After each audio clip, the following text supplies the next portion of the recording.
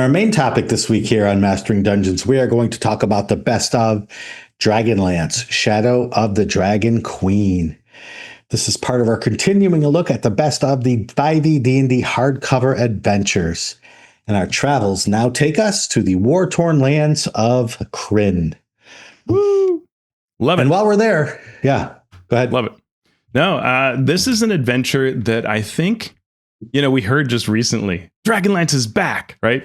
And it's like, well, we've had a 5e version. And a lot of people would say like, yeah, but it wasn't that great. And it is easy for me to be positive about this adventure. I think it's really cool. It's got a lot of really cool moments.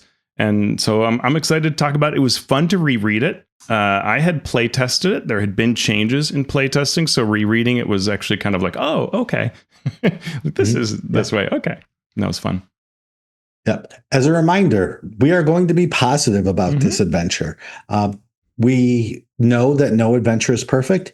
We know that this adventure, like any adventure we cover in this series, might be flawed. And in the long run, we might not even think it's that good. But what we are doing is we are focusing on the lessons that we can learn as designers and as game masters for how to get through this adventure and lead our players through it in the best possible way. Okay. And of course, there will be spoilers. All right, so first we're going to take a look at the history of Dragonlance in general and then this adventure. This adventure came out the same year as Spelljammer. Yes, we got two. It's like, we bring back Spelljammer, bring back Dragonlance. Okay, we'll do both within like a 6-month span. Why not? In fact, I think, what was it? One of them was December and one of them was September, right? So it was really close. It was really close.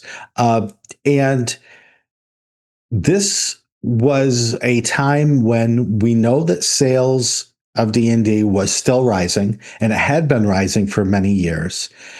And Teos and I strongly believe that part of the reason for that success was the community that was brought together by having something to focus on that we could all look at. Yeah. There was an adventure of the year every year. There might have been other stuff. There might have been player books. There may have been other products. But there was this one tentpole adventure that we could always say, yes, this is the year of blank. And this was a year where we weren't sure what that was. Yeah. We weren't sure what we were supposed to be playing at the time. Yeah, and I assumed it was Spelljammer because it came out at the time of year when the main one would. But then Dragonlance was so big and did actually receive a fair, strong marketing push and had videos and things like that and stars talking about it. So, but it was just enough to make you go like, maybe they're both major. I don't know. And after that, what happened too. And interestingly, this is a year that I think, as best I can tell from numbers, and this could be wrong, revenues went up, but revenues per book decreased. And I think that's when this kind of like, the volume is winning, but the per book is lower, right? So maybe fans are getting, who knows, tired, attention scattered. I don't know, that finding any answer to that, good luck. But some things were changing a bit from before, in addition to the approach, or maybe because of, who knows, right? It's always so hard to know correlation, causation, all that. What I do know, Shawn, when we look at the history of Dragonlance, is it's all about this book I'm holding up. Gnomes 100, Dragon 0. Which shows like a gnome in like power armor with gadgets and stuff. No, but Dragonlance, right, is such a storied thing. It has come out in so many forms. I'm holding one form, which is the Tales of the Lance box set. But this even came out further out as a way to sort of give people a way to catch up to what Dragonlance was. It's been so many things. And I think one of the things that's tough for this adventure is it's a much taller task than Spelljammer. Like Spelljammer has a couple of box sets and some wacky adventures. Dragonlance. Yeah. This goes back to 1984 and first edition, and it goes almost hand in hand with novels, right? You have Tracy and Laura Hickman publishing adventures such as Rahasia and Pharaoh. Pharaoh's my favorite under the company Daystar West. And Tracy gets a job at TSR. They're driving on the way to TSR, and on that drive, they conceive of this early version of the Dragonlance setting. When they get to TSR, Tracy sits down with staff and is discussing the setting through a lot of ways, including like, hey, each adventure will fight one dragon, and you'll be able to fight all the dragons that way, right? The adventures actually come out first, but later that year, you get the novels. Tracy and Margaret Weiss write the novels that cement the setting story. Dragons of Despair, Deal 1, Dragons of Autumn Twilight, the first novel. Those both come out in 1984, but the novel beats it, or novel comes after the adventure 7 months later. Many internal play tests happened at TSR. Like, people really got excited by what was happening, both novels and adventures, which is why I got so much energy and approval. The first 5 adventures, Shawn, were all published in 1984. Yeah. We think, are we getting too many releases too fast right now? And then you think the first 5 adventures coming out in 1984. Right. And there was a total of 16 adventures released in the series. Then we get many box sets, many source books over the years, 8 video games, ton of board games, and many, many expressions. But I think it all pales in comparison to the novels, because those novels were an incredible success story for TSR, along with sort of the choose your own adventure type books that would be the foundation for the novel line that TSR grew. Yeah. And Shannon Appelkline was the first person I saw who wrote about how it was possibly this overreach with the success of the books that caused TSR to go bankrupt, right? One of the key reasons, because they just kept sort of borrowing to make books because it was all going so well. But you're not a book or a novel publisher, and you don't necessarily know all the ups and downs. And so they all of a sudden are sitting on a bunch of inventory, and it's possibly novels that actually killed TSR. We also learned some other reasons later, like a weird borrowing scheme. But despite that, I mean, there's something like 150 to 200 novels for Dragonlance, depending how you count re-releases and compilations and stuff. But it is an unbelievable amount of novels, and they've been super popular, right? Yeah, there are so many people who we talk now about Stranger Things being what launches people into the game or Critical Role.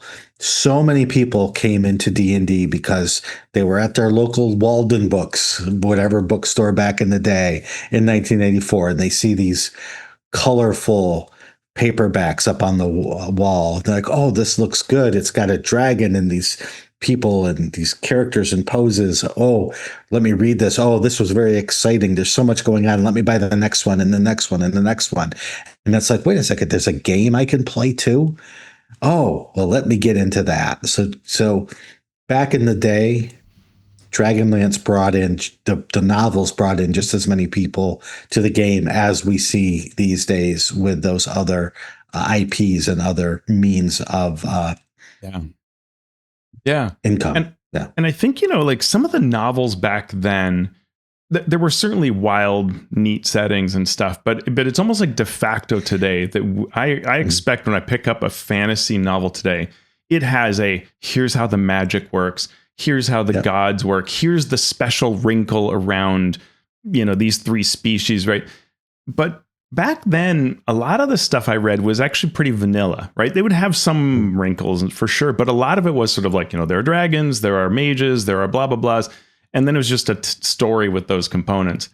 And Dragonlance was one of those worlds that just really, I think, captured the imagination of people, because the world of Krynn and the main continent of Ansalon had both a series of interesting stories to tell about its backstory, primarily the cataclysm when the gods punished the all-powerful nation of Istar, sending a mountain crashing into the main city.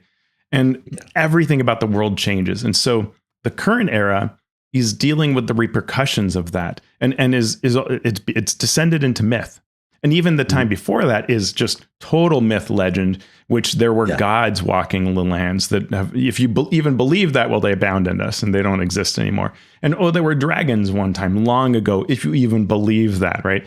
And you're scattered peoples now that can't even quite piece together who they were or what they were a part of.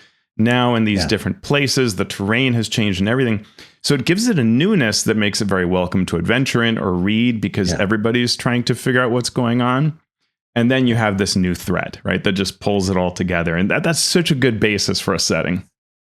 Yeah, as I was rereading this adventure, I thought what you were saying was, I'm like, oh, this is just the same old tropes rehashed, and oh, we're going to twist this a little bit, we're going to twist that a little bit. And then I stopped and I thought, yes, but this was one of the first things to do that with fiction and D&D combined. Yeah. So this was sort of a trendsetter in that way that many people have copied since. Yeah, I think so. Yeah. And I think that's what makes its fans so hard to please, right? Because they want it. And of course, nostalgia and our particular view, like you might hate gnomes and the technology, clockworky stuff they do. And you kind of forget that because you loved everything else. And then you see a product that highlights the gnomes and you forget that that's always been happening. Yeah, right? Exactly. Since the start. Yep. So the original adventures and the novels focused on heroes who realize that both the gods are returning and evil dragons are returning to threaten Krynn. So armies are quietly sent to overtake various nations by the evil forces. And hidden amongst the ranks of these armies are draconians, draconic beings in league with the evil dragons and the goddess Teos. Mm-hmm. Who we also know as Tiamat in other worlds. Yes, exactly. So Dragonlance had a number of these unique concepts and elements. A lot of these we have come to learn over the years were influenced by Tracy Hickman's Mormon upbringing. Yeah, which is kind of neat. Kender replaced halflings with immense courage and a habit of temporarily appropriating other people's goods, which was deliberately done to not be a sort of where you're stealing. But yeah, it was fun that they are like halflings, but also they aren't, and the way they're explained in the world is very interesting. The lack of widespread knowledge of true gods means that if you play a cleric as a PC, first you're probably going to have to go through discovering that there is actually gods there and role playing that, and then people are watching you literally cast miracles. Doing miracles, yeah, exactly. And so that is really neat. We have the new foes, the Draconians. They were not just your typical back in the day orc or goblin or kobold. Yeah. Each variety of them had some very special and surprising abilities. For example, they might turn to stone when they die while your weapon is still inside them, meaning that you have just lost your weapon.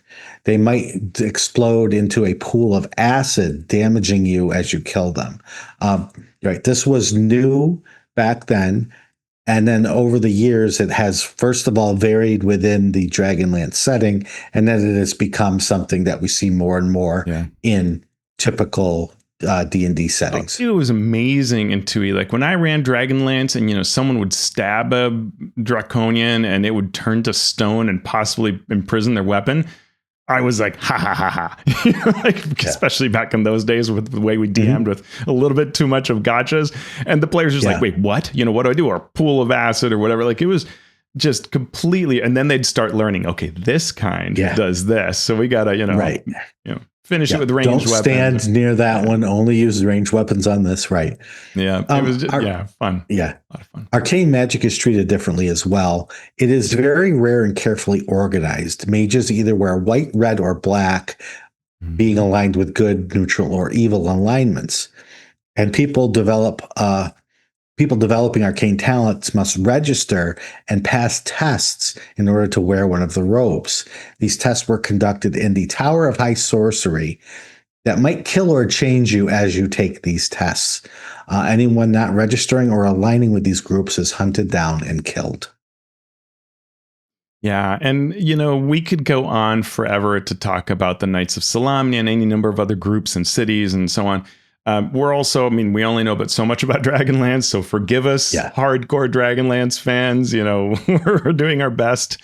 We don't know. I can't speak Solamic, so that's on me. But we will do our best to speak to the setting. Yep. So let's look at the 5e product here that we're going to review today. For 5e, gaming stores got both a regular cover and an alt cover that featured striking art of Lord Soth, as Teos is holding up right now.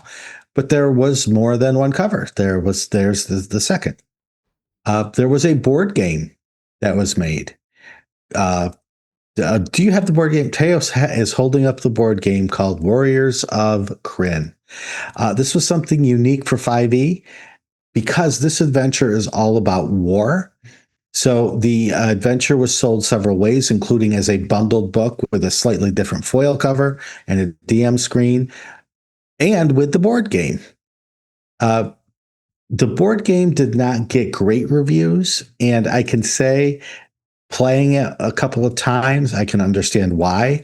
I don't even remember playing it. I don't remember what I said about it, but if you go back to previous shows, you can find me talking about a couple of the sort of problems that the board game has. Yeah, I wanted to try it before the show, but I didn't find the time. But just even looking through the components again, I was like, oh yeah, this is a lot. And the promise is fantastic, right? Because the idea was, first of all, get really well-known designers who have made some amazing games and have them work on the project. And that what you could do is play this as a board game, cool, fun. Or when you're running the adventure Shadow the Dragon Queen, you can use it to play out the large battles that take place at several points during the adventure. And it really seems like almost nobody did that, because I think you play just to even the intro and you go, okay, I'm not going to do that. But you see throughout the text, it'll say, if you're playing the board game, run that, and that'll tell you who won this battle. Otherwise, go on with this section and make a few decisions about what happened during that battle, in addition to the fact that you had this particular encounter that tells a microcosm of that story. Yep.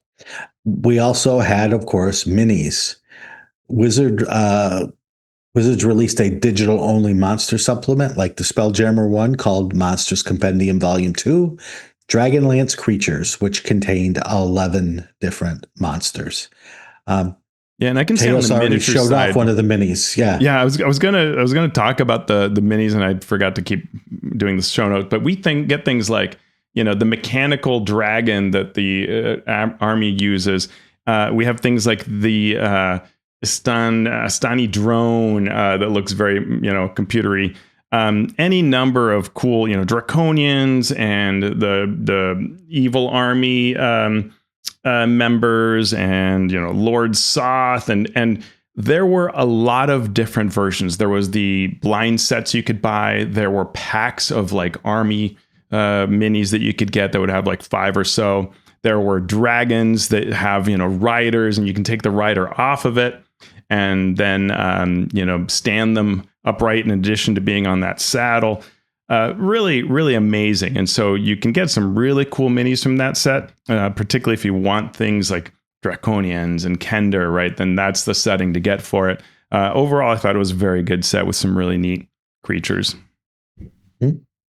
For organized play, we need to mention the amazing Dragonlance 5e Adventure Series Vault of the Undying, which created a parallel storyline that showed a deep love for the setting and for the adventure. This campaign was headed by John Christian, with the help of many others, part of the Adventurers League and Bald Man Games. However, on the DM's Guild, the bundle only provides 5 adventures and 2 epics. You can find 3 more individual adventures, but not the final epic adventure that's concluding the series. Yeah. Hopefully we get that There's a link someday. there in our show notes. Yeah. Yeah. The bundle you can get through a link in the show notes, and then there are those individual ones that never got put into a bundle. There's a sort of story about all of that and how it happened. But a lot of good people got either experience with these adventures or more experience.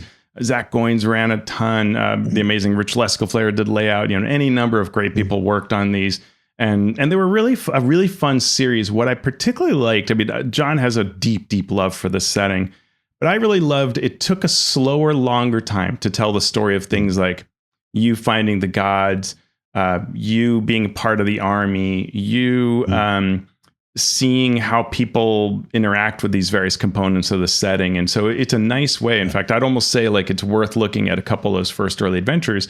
Even if you run the hardback, get those first 3 or so and weave that into the start rather than the prequels we'll talk about here. Yep. Who created this particular book? Well, the project lead was Wesley Snyder. The writers were Justice Armand, Brian Cordijo, Kelly Diggs, Dan Dillon, Ari Levitch, Renee Knipe, Ben Petrosor, Mario Ortegan, Aaron Roberts, and James L. Sutter, with editors Sidney Adams, Judy Bauer, Jenica Carter, Laura Hisbrunner, Adrian Ing, and Jason Tandro. Yeah, and what a busy year, right? We talked about this, but we had Monsters of the Multiverse and the D&D Rules expansion gift set came out in January and May. It was actually supposed to come out in December, but it missed it.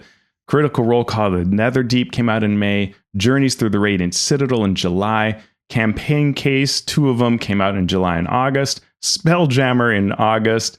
Dragons of Stormwick Isle in October. And then this came out, right? So it was packed year. Wow. And I guess I was thinking this was 2023. So 2022 is still, I think, the highest climb of D&D that we saw into 2014.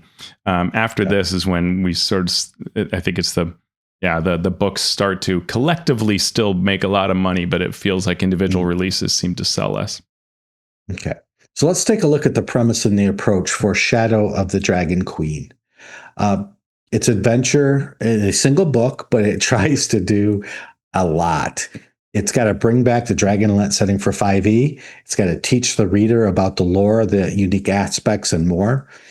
It returns to a time period of the original AD&D adventures and novels, but it doesn't retell the War of the Lance. Instead, you go to a different nation to focus on the events there, and rather than seeing the main events of the War of the Lance. Yeah, you can imagine this project, the challenge it has, right? Take things that were multiple box sets, multiple source books, multiple adventures, multiple novels, and hey, let's make one book out of it. I'm actually impressed how well it does this, because I think it's actually quite clever. Some of the people are like, why did you take us to another land? I'm like, well, yeah, because if they had stayed in the same area as the main events of the War of Lance, people would have lost their minds on how you didn't do this, that, and the other. So going to another place gives you a little bit of breathing room and tell a slightly different story. Not that novels haven't covered it, but to try to focus you on this a different area, knowing that other things are going on to the east, right? And so you still get to play a critical part in the war, and you get to have some differences show up. Like Lord Soth is one of the main villains. You may not actually fight him, but you probably do. And the adventure captures all the major themes, right? To what degree varies, but again, a single book. Certainly war. And what I like the most about the theme of war, obviously there's that board game, should you happen to like it, but even special rules that are quite different than we've seen before. It's almost like what you'd find in battle interactives and organized play, but it's called the Fray, which is used in encounters to simulate the heroes being inside of larger battles. So you see the map and it'll have this sort of interesting sort of swirling almost mists, but of red and brown colors around the border of the map. And it helps you simulate the heroes being inside of larger battles. We also had sidekick rules were being used to provide allies and other NPCs that can accompany the party. And we had a special Preludes chapter giving 3 scenes that help you kind of get grounded in the setting as a character. Yeah, and those 3 scenes are interesting. We maybe we'll wait. We'll talk about them when we get there. Yeah. And of course, the NPCs are all given personality traits, ideals, bonds, and flaws, which is very 2014. But useful, right? Very useful. And I think it's that I'm trying to make those NPCs stick out and make them important. It's a 224-page book, 14 pages on character options and player information, such as different vocations. It spends 34 pages on establishing the setting, right? Which is, it's so small, but what are you going to do? Because then 137 pages are adventure chapters, right? And so you're trying to do what you can with that space. Yeah. The intro chapter is called War Comes to Krynn. And it gives you right away the one paragraph sense of, okay, what's going on? The world has ended and it's ending again. 300 years ago, the cataclysm brought ruin to the world of Krynn. In a single day, the Age of Wonders came to an end. Countless innocents died, the face of the world was reshaped, and the gods themselves faded into legend.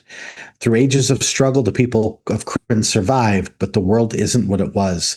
Those nations that remain linger in the shadows of their ancestors' wonders. Only slowly have they begun to push back centuries of darkness and discover how the world has changed. Then came the dragon armies, legions of soldiers devoted to the wicked god Teos, the Dragon Queen, and the world faces ruin once more. The War of the Lance has begun, and in a conflict between gods and dragons, a wounded world hangs in the balance. And I just thought that sums up this whole adventure, but also this whole setting quite well to get the players and the game masters excited about it. Yeah. So we get some information trying to be as concise as possible on Krynn's history, the dragon armies, the Kalaman region and Solamnia, religion and the gods, right? It's doing a lot in very little space. And then it jumps into chapter 1, character creation. Okay, we get information on what common species are like in Krynn, right? What's the difference between dwarves here and there and elves here and there? And plus, we get this new species option for Kender, so you are able to play a Kender. For organizations, what's highlighted are the Knights of Solamnia, who are once proud and well-regarded knighthood, who have been blamed for either causing or standing by while the cataclysm happened. So they are a once respected, once powerful organization that's sort of fallen by the wayside and are now either disregarded or blamed. We also get an organization overview for the Mages of High Sorcery.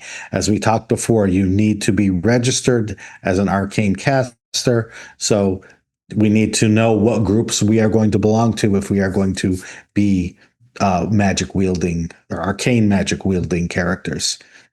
Yeah. And then backgrounds for both groups. Yeah. 2024, uses, we see here an early view of what 2024 would use in how feats were being given that were mandatory, right? So it's like, hey, every character should have a starting feat. And some of these organizations, they use those feats, right? And so you take the Knight of Solamnia, and then later you can join the Order of the Crown. And so those feats would start you down that path of this area, which would become a staple of everybody gets a feat later on in 2024. And we got the sorcerer subclass for Luna Sorcery, which provides options to extend the concept of mage, which back then was much more limited, to have something for sorcerers as well to explain sort of their ties to the different moons that exist, because Krynn has 3 moons for each of the colors of arcane robes. Yep. So chapter 2 is called Prelude to War. And this is where we get, for the DM, an overview of the adventure. We get the adventure flowchart, an adventure overview, some guidance on how to run it, and how to get the characters into the adventure. We learned that the characters all received an invitation to a funeral of an NPC bard called Ispin Greenfield. So the characters all knew Ispin in some way, and so they would want to go to the funeral of their friend. And this is a first step in an adventure that is what I would call it novelistic, right? There's going to be a lot of assumptions in this adventure. It's going to assume that you know this character. It's going to assume that you want to do this. It's going to assume that you will take these certain steps. So some people would call that railroading. That's not true, but it is a type of adventure that you will want to tell your players, listen, we are going to tell a story together. There will be room for lots of choices for you, but this adventure assumes that you are going to be heroes who take certain steps along the way. And as long as we're good with that, I think we're going to have a really fun time playing this adventure.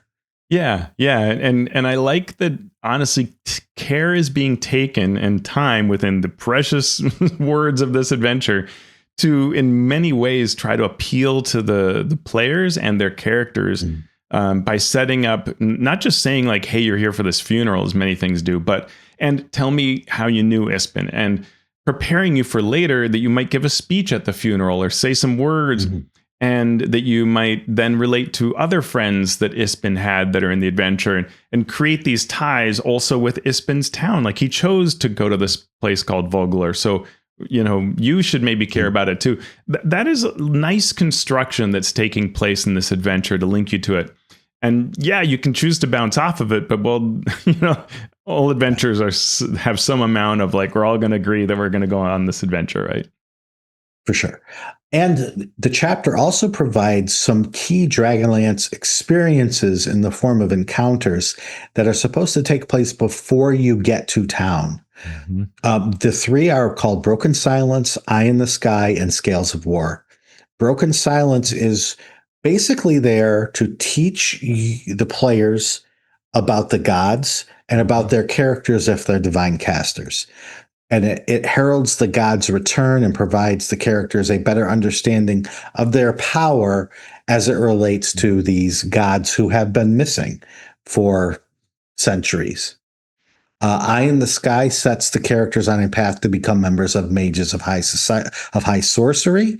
So you'll want to run that so they understand how they're connected to this. And then the Scales of War, you could say it's more for martial characters, but what it's really there for is to introduce characters to Draconians and what that threat will look like throughout the rest of the adventure. Yeah, and I think that fans have sort of criticized these preludes because it's such a microcosm. But again, look at the space that we have to work with.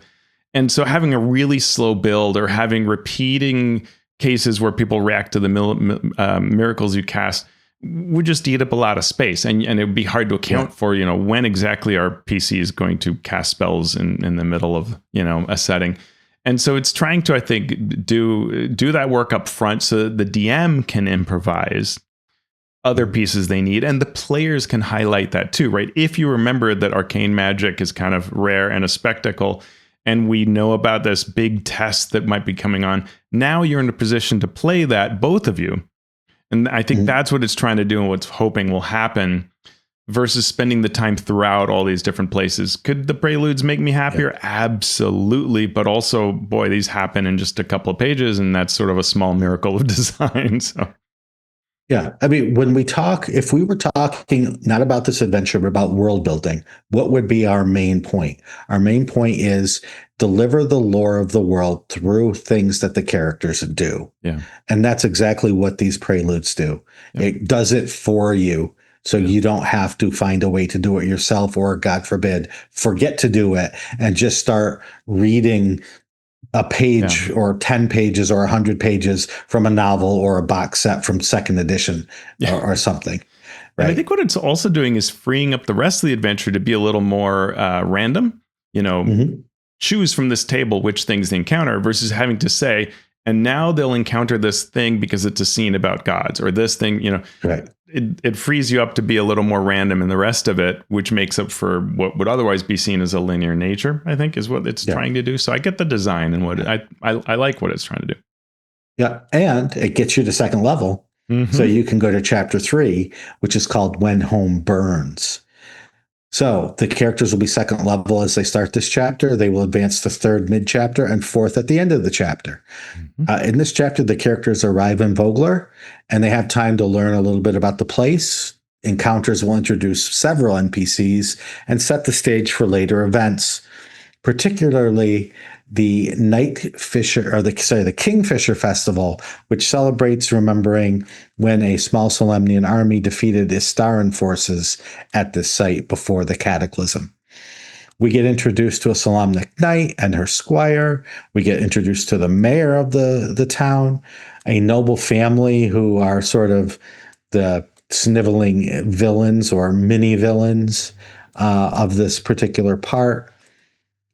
But so there's this sort of, I love this festival thing, especially early in an adventure, where the characters get to meet people that will be important later, but they get to roll some dice. So they get to go fishing, right? They get to run in the race. They get to do those things in a non-threatening way, roll some dice, learn about your character, have some fun. And I think it's being pretty deliberate. Like one of the reasons it has these annoying nobles is to create the contrast of the other people you do like and make you want to protect the rest of the town, right? So you'd partake in a fishing competition, and the one of the nobles is there making fun of these stupid fisher folk, and if I wanted fish, I could get fish, and all this sort of, and that makes you want to be allied with the town, which is clever. And other scenes also do that, where they want to endear you to the knights, or the main knight and her squire, and you're going to spend a lot of time with Darrett the squire. So having that introduction early on reinforces that as events play out. And I like, again, very limited space, but what's being done with this to set you up for the event and help the DM create a campaign where people care about things is very cool. And I think the kind of thing that a DM can learn from running this, and then they'll do it, they'll add to it or do their own version when they run other campaigns, which I like. Yeah. Just a DM tip: don't overdo it with the obnoxious nobles, because if you put an obnoxious NPC right in front of a character wielding a big sword or axe or spells, is that players tend to not think about things in terms of story and think about things in terms of shutting up the obnoxious PC. Mm-hmm. So NPC. So it's better to do it sort of from a distance, lightly, and then get them out of the spotlight so you can not have issues right away. Yep. So after the funeral, the characters go to witness a reenactment of the famous battle that took place there. So what happens is a mercenary group has hired to play the enemies, and the town militia play the Solamnian Knights, and they do this sort of reenactment. It's all in fun. Yay, we've defeated the enemies. Except there is a problem this year, because the mercenary group that was hired to play the Astarans have been bribed to actually kill people. Yeah, so the plan of the dragon army is, hey, maybe these guys, these mercenaries we've paid off, will just take the town for us and we're all set. And so you get introduced to your first fray encounter as you realize, oh my God, actual death is happening. And you have, all of the town militia have padded weapons. And then people from the mercenary group playing the Astari from history, they are wielding actual weapons. And so we get our first fray, which, is this demarked by an interesting border. And this encounter pits you against some different, a few enemies, with the idea that the larger battle's going out around you. So as you face off several guards, you have if you step into that border, you get probably hurt from the fray to represent lots of people fighting over in the edges. But you're dealing this immediate threat of the guards who are coming at you. And every round at initiative count 0, something happens that represents the larger battle intruding. So it might be a volley of arrows that comes towards you, a foe that comes to join the fight, or an ally that needs help, maybe, right? It can be all kinds of things like that.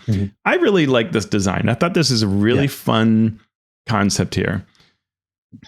Yeah, it's something that you saw in battle interactives or epics or stuff over the years, right? This sort of random event that changes the way you look at the battlefield at the moment. And it's great that we see it used in an actual published product. I think it is good design. And there are often phases, like in this one, once you defeat all the guards, Gorgonus, the half ogre who leads the force, shows up, seeing that you are formidable and have weapons. And so when you defeat him, now the fray ends, the battle ends, the other enemies flee. They've been sent by the larger dragon army and paid off in secret without some of the mercenaries knowing. So the leader of the group, Cudgel Iron Smile, she blames herself for falling for their deception.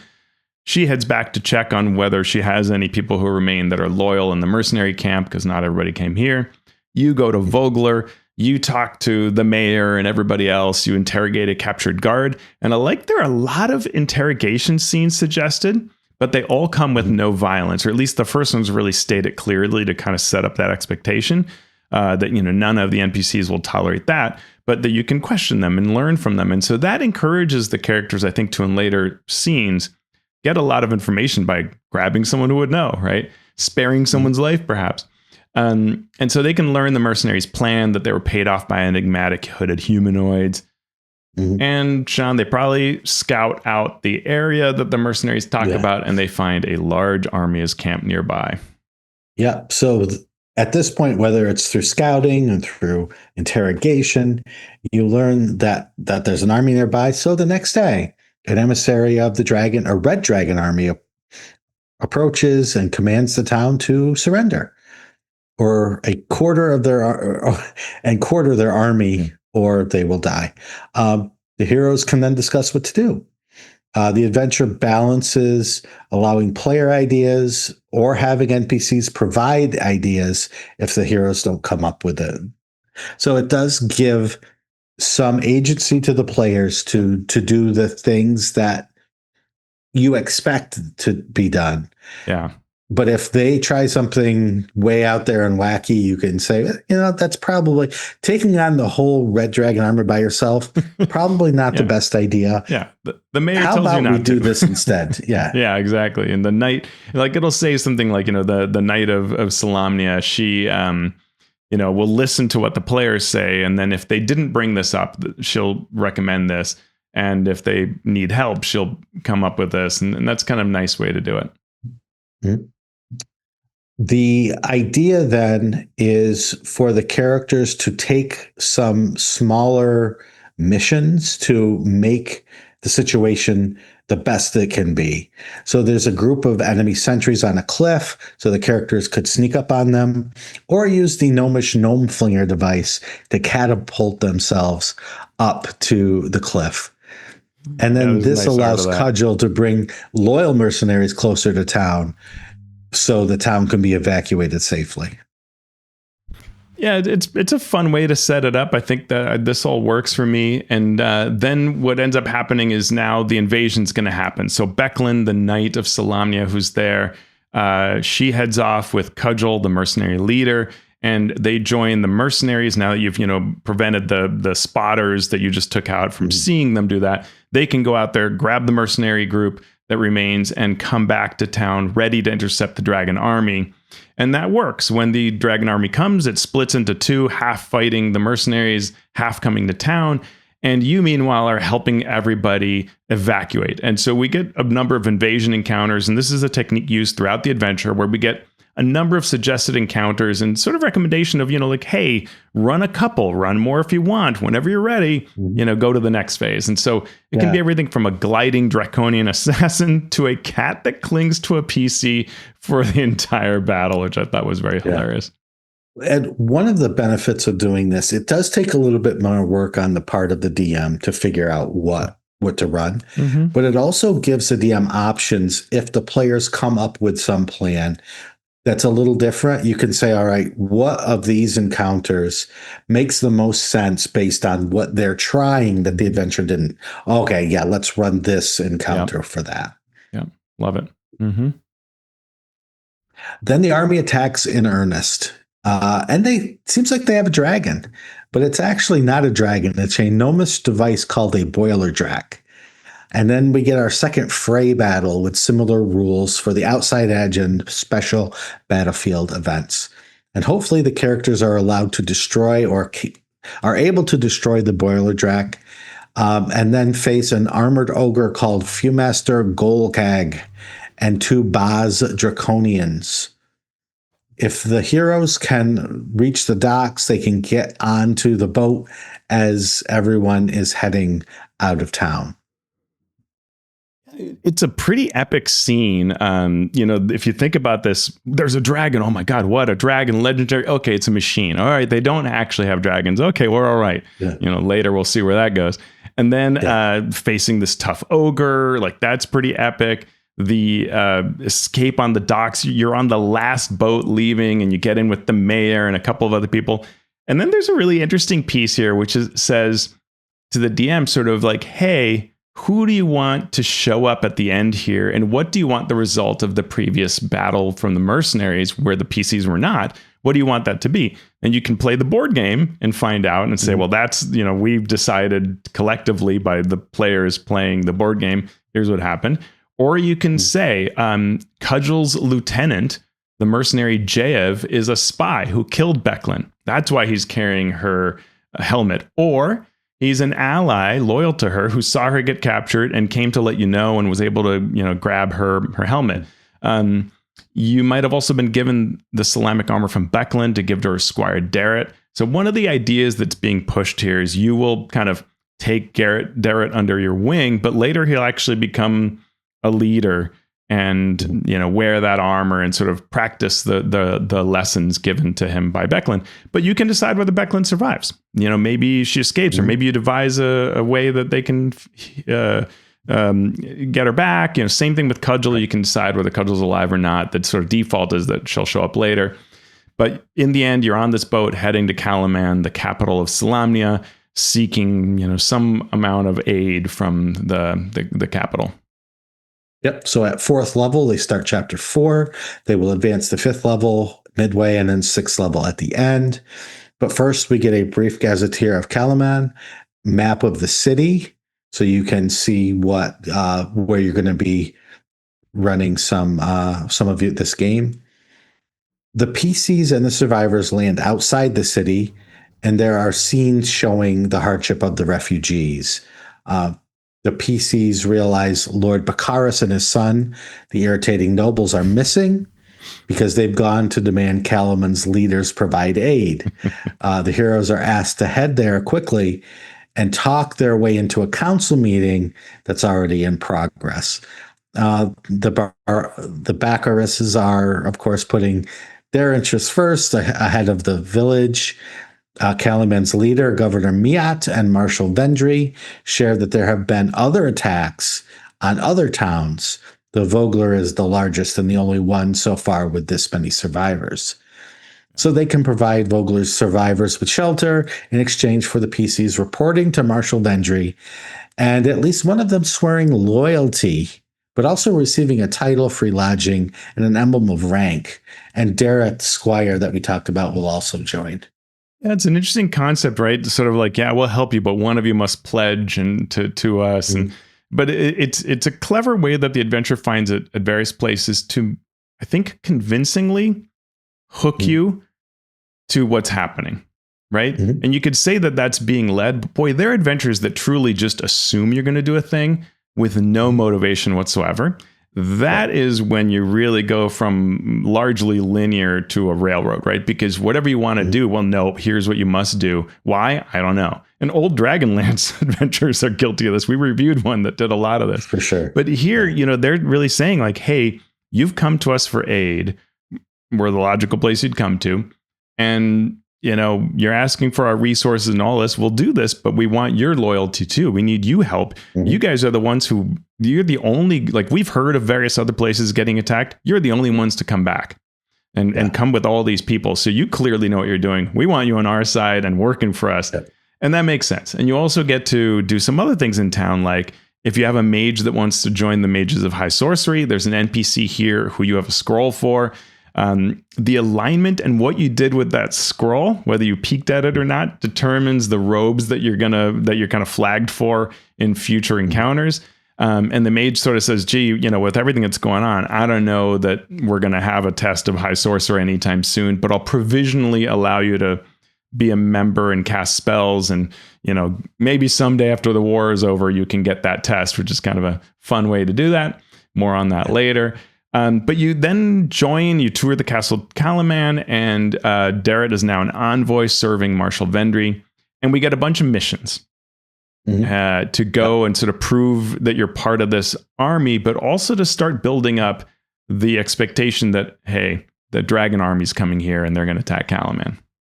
Yep. So your first mission is to visit a gnome inventor to say, hey, what about this dragon that's been flying around that the dragon army's using?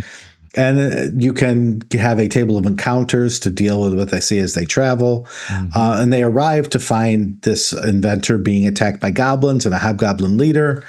A number of clockwork contraptions attack the goblins and anyone else who draws near. But if you survive the battle, you can interrogate the goblins and speak with Rukeldust, the gnome, learning that she agreed to make this make a stranger a weapon and then realize what she'd done.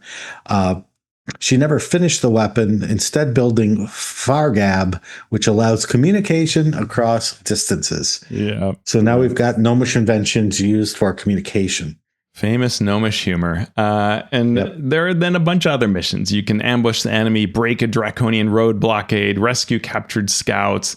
You then encounter Cudgel, who's by default, unless you've chosen for Cudgel to die, returning with a few remaining members of the mercenary campaign. If you want Becklin to be alive, then Becklin can be here, but sort of fades into the background despite that. The next major event is a mission to retake Wheel Watch Outpost. The idea is to slip into the keep and open a gate so that you can free prisoners and so people can come in. But, you may raise the alarm if you're not careful. So there is a lot here that can go one way or the other, depending on how the characters approach it, where they go in, how much information they learn, both outside and inside the place before an alarm goes off. Yeah. We're going to skip a little bit here. Yeah. So we get the Lord's arrival then. So the characters then learn that Knights of Solamnia have arrived, and they might think, oh, great. A knight called Caradoc has come, and they're meeting with the governor. It's like, oh, okay, cool. Maybe we have some relief. But then there are clues to things being not quite right. And the characters find undead creatures, wights in Solamnic armor guarding the gate. And everyone in the castle's dead because Caradoc is an undead spirit possessing the body and serving Lord Soth. So the characters then have to deal with that whole problem. Yeah. And you go into these Soth's intervention in this. And you go into the catacombs and there's an interesting kind of concept where the idea is that a piece of cataclysmic fire was sort of caught down below when the cataclysm occurred. And so they sealed it all off. And Soth wants that fire because it's a power source that will allow for, as we'll learn, flying cities. So he has gone ahead of you because, you were not even here when he started this plan. And so he's actually left, but you follow his trail. And in his trail, the fire replays images from the past of Lord Soth. So you get to really know as characters, not just as players, the history of Lord Soth, the motivations, the kind of weaknesses and tragic story he has.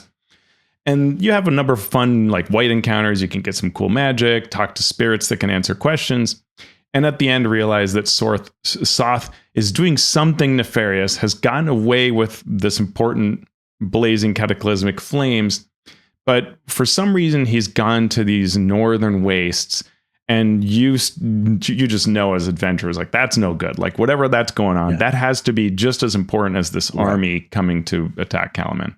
Right. He took a whole part of the dragon army with him. So there's got to be something going on. So the players can do some investigation. They may learn that Soth seeks the City of Lost Names. And so Darrett is given a small army and the characters to go there and seek out the Northern Waste to find out what's going on. So that's chapter 5. Yep. You're going from level 6 to 8 here. It's an interesting space. I like this chapter. There are a lot of ways you could do this kind of thing. You get a big map, and there are sort of these loose rules for how to travel around with encounters that you can throw to show the interesting place. And one of the interesting things is the water level goes up and down. And so you can decide with encounters, like, is the water high? Is it low? And in locations, you can decide that.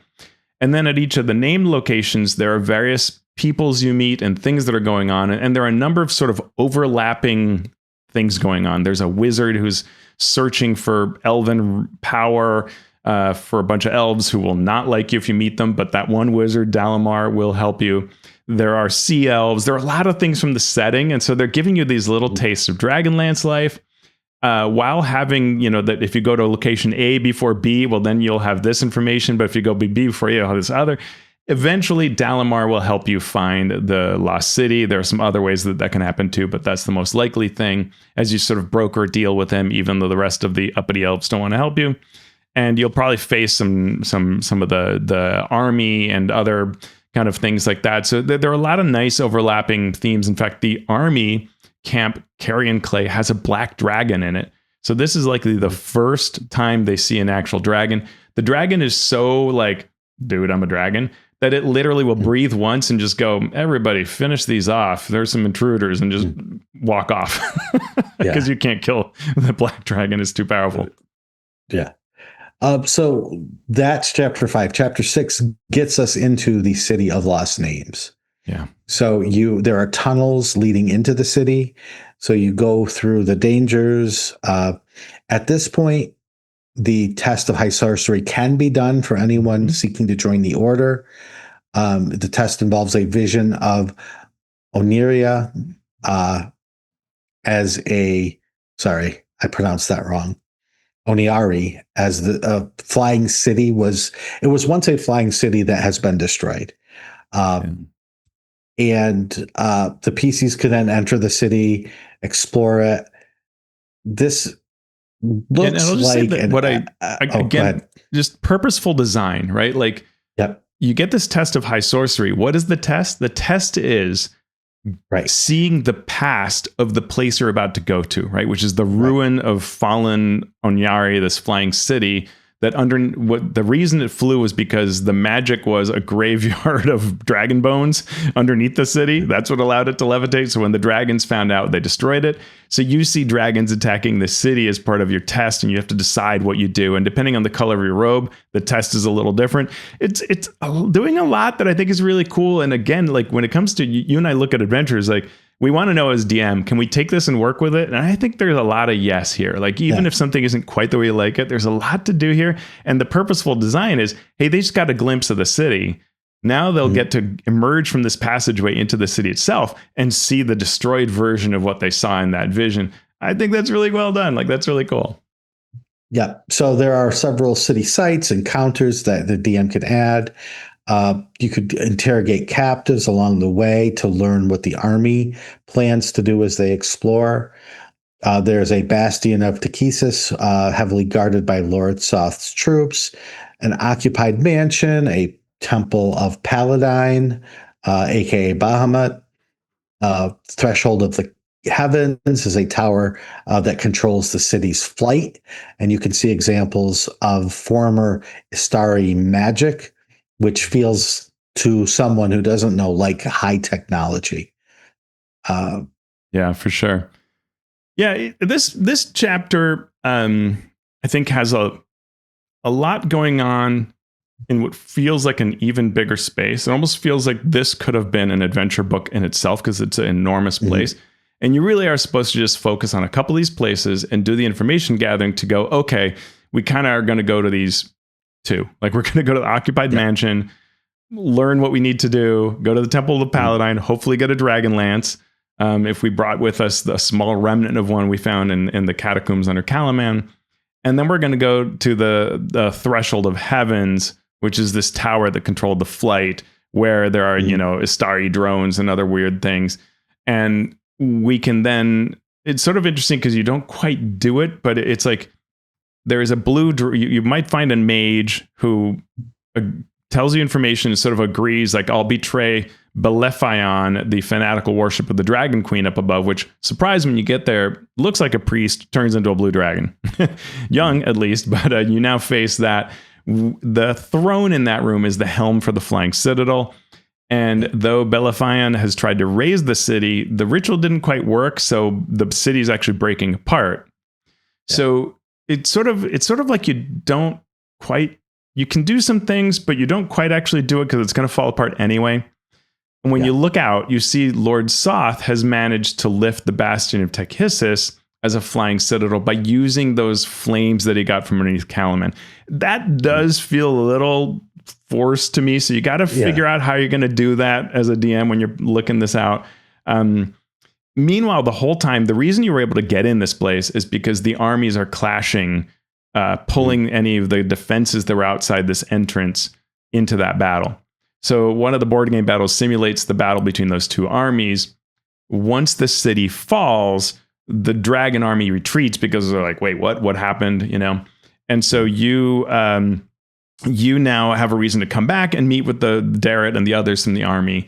And you all agree, well, that flying citadel is going to go to Kalaman and destroy it. That's what Lord Soth's going to do because he is from Salamnia. He's an ex-Salamnic knight. He hates, the living version of that.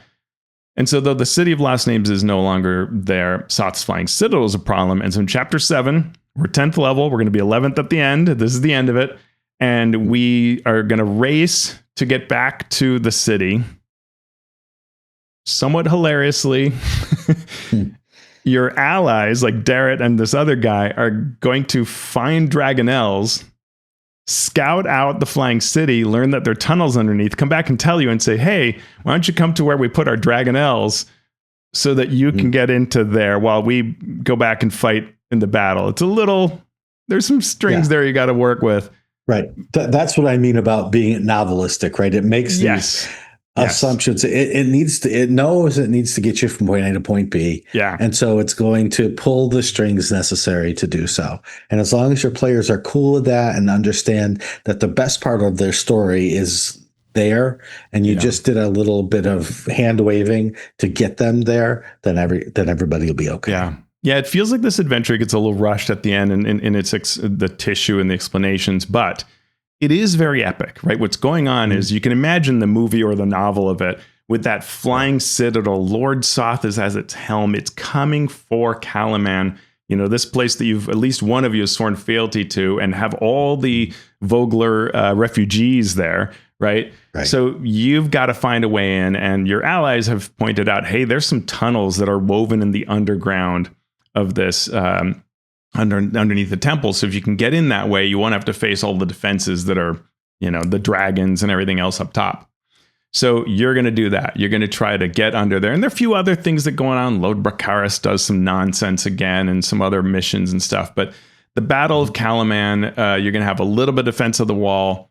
Then you're going to go do a fray battle as you get to your Dragonels. And now you take off.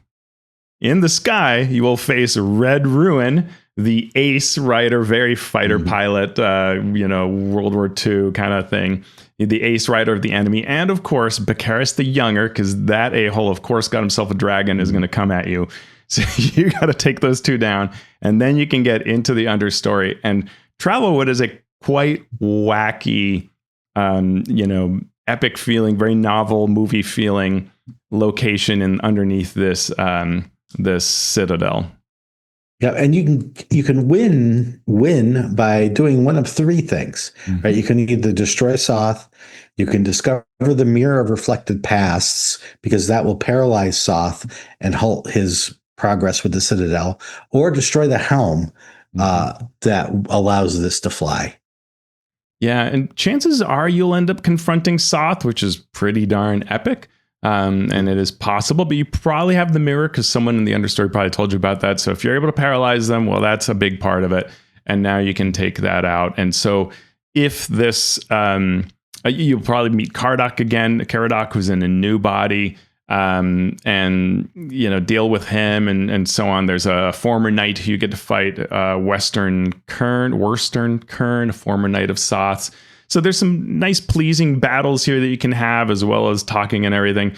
You will meet Carvarix, a greater death dragon who defends the area. If you can get through all that, you can crash the Citadel, escape on your Dragonels, and witness the rout of the dragon army, because when they see that the Citadel is destroyed, they begin to run and falter.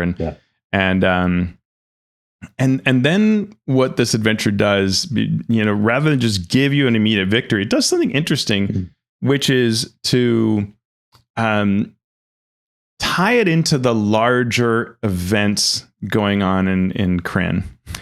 And I'm not sure what you think about this, but Kinsaldi Fire Eyes, who heads up the entire Red Dragon army, there are several armies, she arrives on her Red Dragon, tells the characters, you've won today, but we're going to prevail. I will spare you if one character joins me. Probably you're going to say no. So it's a fray combat. And you then, once you've done that, you go on to the DM kind of going through a couple of checklist items to know like how much of a victory this was. And the state of Kalaman and who survived and all that. And now you can do your celebration based on that determination. And then at the end, you get a letter marked with the symbol of the Dragon Queen, sort of congratulating on your victory and possibly pointing to future adventures elsewhere in Krynn. Yep. And then we get the appendix of gear, friends and foes, sidekicks, concept art, maps, poster maps, and so on. So, overall, this I agree with Teos that this is a strong adventure that does for an experienced DM who knows what their players want. It is something that you can really move pieces around, Mm-hmm. or like the part where you're going through the city, you know that there are two places they need to go. Yeah. And if your group is, you know what, we were not going to be able to meet for another 6 weeks. Let's just go to these places and get this done. Yep. You're a group that wants 3 combats a night, and they want to earn every experience point. You can have several encounters as they move through the city and turn that into a whole campaign almost in itself. Yeah. And that the adventure gives the flexibility to do that. Yeah, and I think that, in my opinion, this adventure falters at the end a bit. Not terribly so compared to other adventures, but it does falter. But that's the place where I would want an adventure to falter if as it must, because you have now run so many sessions. You know your group. Yeah. You're probably, even if you were new at the beginning of this adventure, when it was giving you all the hand holding and scaffolding and everything, you're now in a place where you can improvise better and come up with that ending to be a little more satisfying. And as you said, make a decision as to whether to skip or add or whatever. And so, it might be that everybody's like, this has been a lot of fun, but let's wrap it up. Well, cool. Let's go to this final battle and get that done, right? You find the mirror. Let's move on. Yep, exactly. So any other thoughts before we head out here, Teos? Dragonlance is back. Dragonlance As it always back has been. in the 3 years it was gone. Yeah. All right. Well, thank you, patrons, for helping us out. Thank you, listeners. If you, listener, would like to become a patron, you can do so by going to patreon.com/masteringdnd. There are 3 levels at which you can support us. Master of Dungeon supporters, you are the butter for our bread. Thank you so much. Shout out to our Master of Realm supporters. We love you so much. We put your name in our show notes. And Masters of the Multiverse, well, you know what happens.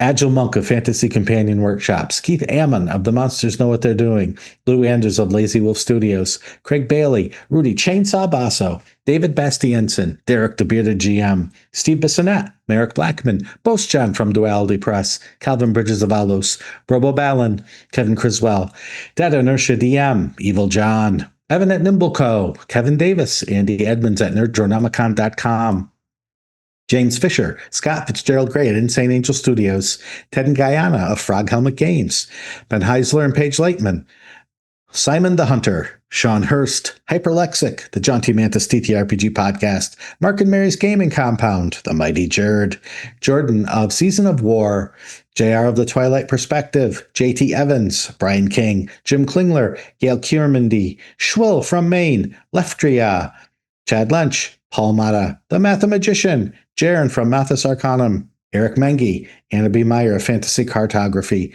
Trey McLemore, Michael, John Mickey, Sean Molly, Dustin from Mountain and Myth Fantasy Maps, Falcon Neal, Tom Nelson of the Deck of Player Safety, DT Norris of DT and Dragons, Phil Work from the Philadelphia Area Gaming Expo, Philip and Lindsay, Frog Prince at Tentacle Squelching Wetly, Post Fiction RPG Audio, Ricardo Who Might Adventure, Robert Pasley, Vladimir Printer from Croatia, Joe Rosso, Ozymandias Rex, Runner Rick, David Rideout, Chance Russo at Drago Russo, Sergio and James from the D&D Lorecast, Andy Shockney, Krishna Simos, Tim Smith, Spark from Dunner Games, Jeff Stevens at jeffstevensgames.com, Josh and Lee Wanika of the Tabletop Journeys Podcast, Talos the Stormlord, Jeremy Talaman from Masters of Alchemy, Trace, Ryan Truk, Joe Tyler, Earthworm, Marcelo de Velasquez, the Valiant DM, Vidocles G, James Walton, Graham Ward, Jason Ward from Accidental Cyclops Games, Javier Waziak, Waterford Wizard, Chris Webster, Dave Wright, Convention Overlord at Tabletop Scotland, and Master of Emergome at Polyhedral Adventures. Ian Wright, and Z. Walt Winfrey. Thank you so much. You can go to patreon.com/masteringdnd and join that wonderful list. Make me work just a little bit harder. If you can help us out another way, you can go to wherever you listen to the show and give us a review, or you can go to our YouTube, which is youtube.com/mastering dungeons, and give us a like, give us a comment, give us a subscribe. We can use all the help we can get. Trust me. Teos, where can people find what you're working on? Find me at alphastream.org. Today I released a video on 2 days ago for you listening now. 10 things that defined Dark Sun for me, and whether I think they're going to change in 5e, which I'm waiting to find out. I got to wait till July, Shawn. It's cruel. Oh, it's cruel. I saw the link and I was like, I was going to click it. I'm like, I have to podcast in like 10 minutes. I can't click that link right now. You can find me on the socials at Shawn Merwin, or follow the podcast at Mastering D&D. Join our community. Join our community via our Patreon. We have a great Discord that we're discussing games and D&D, and so much gets discussed there. It's really fascinating, and it takes up way too much time for me to even read it, but it is wonderful to look at. So, Teos, we have survived the War of the Lance, or at least partially. What are we going to do now? I think we got to turn to our Discord and ask the Patreon supporters. We know that when Draconians, when you kill them, they have a certain effect. What happens when you or I are killed by an adventurer? What's our death effect? That's a good question. We can find out when we take part in the War of the Toothpick. Legendary toothpick. Poke.